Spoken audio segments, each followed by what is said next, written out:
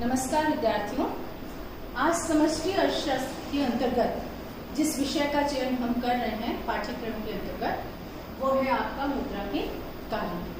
विद्यार्थियों, मुद्रा को जानना बहुत आवश्यक है। मुद्रा क्या होती है? हम अंग्रेजी में इसे मनी कहते हैं। मनी शब्द की उत्पत्ति जो हुई वो मोनेटा से हुई। मोनेटा रोम की रानी जूनो का प्रथम नाम था।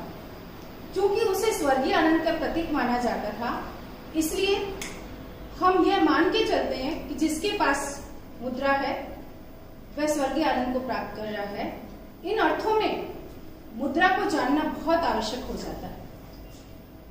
हम यह कहते हैं कि चाहे हम किसी भी अर्थव्यवस्था की बात कर रहे हों, पूंजीवाद की, समाजवाद की, मिश्रित अर्थव्यवस्था की, तो किसी भी अर्थव्यवस्था का संचालन बिना मुद्रा के तो संभव हो ही नहीं सकता। मार्शल ने इसकी इंपॉर्टेंस बताते हुए स्पष्ट किया कि मुद्रा अपने आप में अर्थव्यवस्था की धुरी है। जितना हमारा अर्थतंत्र है वो बिना मुद्रा के संचालित हो ही नहीं सकता है।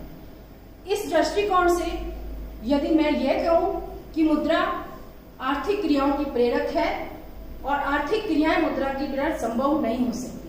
विद्यार्थियों, आप सभी अर्थशास्त्र के विद्यार्थी और इस बात को जानते हैं कि आर्थिक क्रियाएं क्या होती हैं। हमारी आर्थिक क्रियाएं मुख्य रूप से उत्पादन, उपभोग, विनिमय, वितरण से संबंधित होती हैं और राजस्व से संबंधित होती हैं।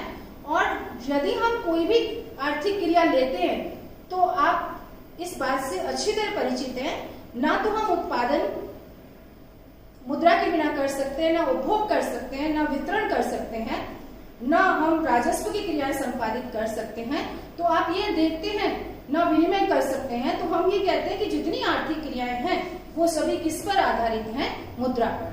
तो इसलिए आप लोगों के लिए ये अत्यंत आवश्यक हो जाता है कि आप मुद्रा का अर्थ समझें, उसकी परिभाषा को समझें और मुद्रा के कार्यों की विवेचना को समझें, उनका आर्थिक जगत में क्या महत्व पाया जाता है। इस दृष्टिकोण से मैं आपको प्रारंभ करते हुए एक संक्षिप्त विवेचना के साथ ये कहना चाहूंगी कि पहले आप इस बात को समझिए कि मुद्रा का अर्थ क्या होता है।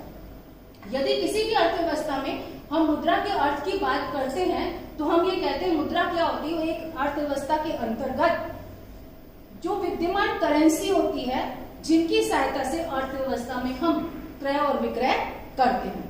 और ऐसी अधिकृत करेंसी जो होती है प्रत्येक राष्ट्र के द्वारा जारी की जाती है। और इस संदर्भ में मैंने आपको यह लिखा है कि भारत में रुपया जो है वो एक मुद्रा की इकाई मानी जाती है और इसी को हम ऑथराइज्ड, अधिकृत, एक मानक मनी के रूप में या स्थिति के रूप में स्वीकार करते हैं कि यदि रुपया हमारे पास है तो हम क्रय विक्रय कर सकते हैं। इसलिए हमारी भारतीय अर्थव्यवस्था में मुद्रा एक करेंसी के रूप में, रुपए के रूप में विद्यमान होती है।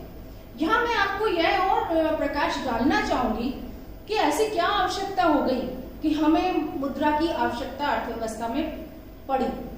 आवश्यकता के संदर्भ में मैं आपका ध्यान आकर्षित करना चाहूंगी विद्यार्थियों कि अगर हम पूर्व काल की हमारे समय अवधि को लेकर चलें तो प्रारंभ में हमारी अर्थव्यवस्थाएं जो थी वो बार्टर सिस्टम पे बेस्ड थी, वस्तु विनिमय प्रणाली पर बेस्ड थी, जिसमें वस्तु का वस्तु के बदले में ट्रांजैक्शन होता था।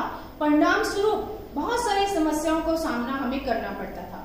जैसे हम कह सकते हैं कि बार्टर सिस्टम के अंतर्गत हमें मूल्य का मापक नहीं मिल पाता था कि कितने किलो गेहूं के बदले में कितनी स्वर्ण की मात्रा प्राप्त होगी, कितने किलो गेहूं के बदले में कितने मीटर कपड़े की प्राप्ति होगी। तो हम ये मान के चलते थे कि हम इस तरह से मेजरमेंट नहीं कर सकते बार्टर सिस्टम में।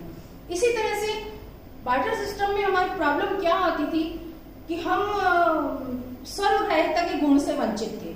सर्वग्राह्यता का गुण क्या होता है विद्यार्थियों? जिसे सभी लोग सहज रूप में स्वीकार कर लें, इसे हम कहते हैं सर्वग्राह्यता। तो यह आवश्यक नहीं है कि मैं ये कहूं कि मेरे से आप गेहूं का ट्रांजैक्शन करें और कपड़ा मुझे दें। तो आवश्यक नहीं है कि वो व्यक्ति मेरे गेहूं को स्वीकार करके मुझे कपड़े देने को तैयार हो जाए। तो ऐसा पाया गया कि जब कोई उसको लेने को ही तैयार नहीं है तो हम अर्थव्यवस्थाओं में विनिमय कैसे करें, गतिविधियों का संचालन कैसे करें। इसी तरह से हम ये कहते हैं कि अर्थव्यवस्था के अंतर्गत एक वस्तु को हमें दूसरी स्थान तक पहुंचाना हो तो तो बार्टर सिस्टम में बहुत मुश्किल था संपत्तियों को एक जगह से उठा करके दूसरे जगह ले जाना। जैसे हम बात करें कि एक शहर में किसी का भूखंड है और उससे कहा जाए तुम भूखंड को दूसरे शहर में स्थानांतरित करो, तो ये संभव नहीं था। तो हम ये कहते हैं कि संचय का अभाव था कि हम चीजों को काफी लंबे समय तक होल्ड नहीं कर सकते थे।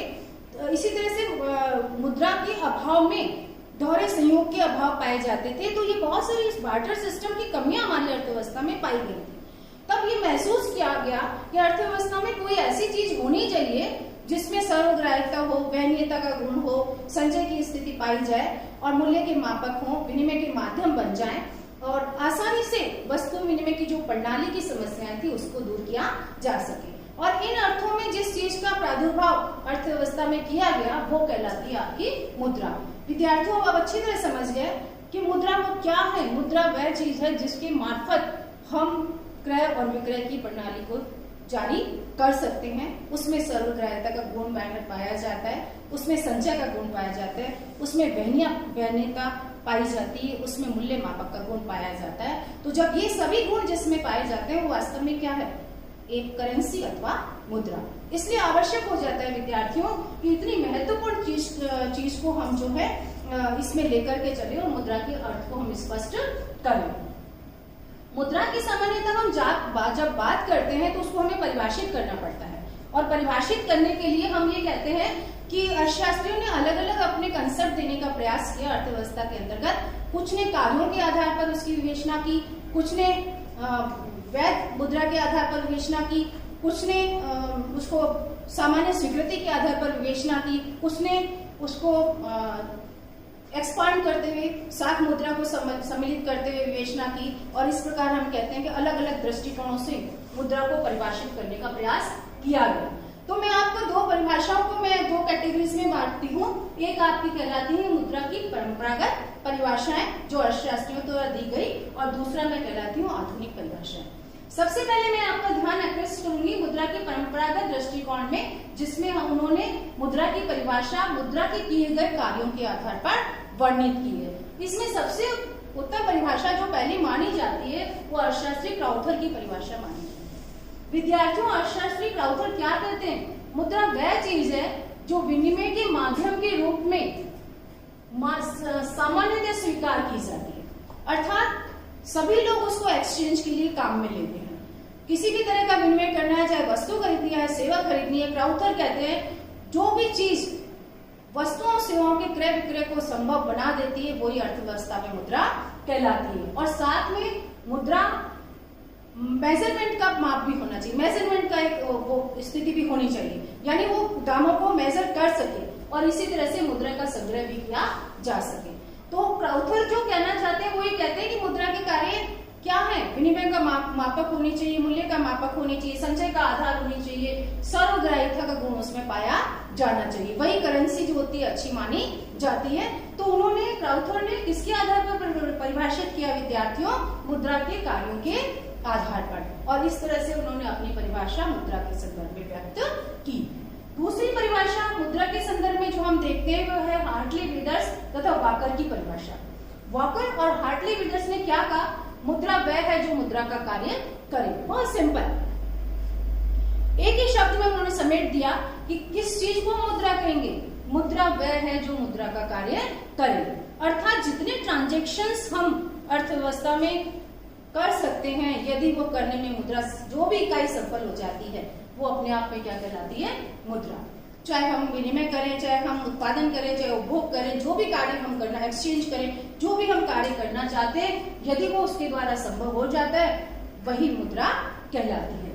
इसी तरह से प्रोफेसर जेएम केन्स ने ये कहा कि मुद्रा में उन सब चीजों को शामिल किया जाता है जो बिना किसी प्रकार के संदेह अथवा विशेष जांच के वस्तुओं तथा सेवाओं को खरीदने और खर्च को चुकाने के साधन के रूप में साधारणतः प्रयोग में लाई जाती है।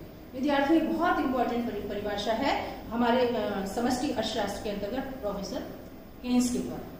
यहाँ उन्होंने उस बिंदु को छुआ है परिभाषा में कि मुद्रा के अंतर्गत सर्वग्राह्यता का गुण होना चाहिए, यानी न क्रय करने वाला शक करे मुद्रा को लेने के लिए और न विक्रय करने वाला शक करे मुद्रा को लेने के लिए, अर्थात शक की कहीं गुंजाइश नहीं होनी चाहिए। उदाहरण के लिए मैं आपको ये स्पष्ट करना चाहूँ कि यदि भारतीय अर्थव्यवस्था में 2000 का नोट या हम 500 रुपए की नोट की बात करते हैं और क्रय और विक्रेता दोनों पक्ष उसमें नोट को लेकर संदेह करने लग जाए तो वो मुद्रा नहीं कहलाती।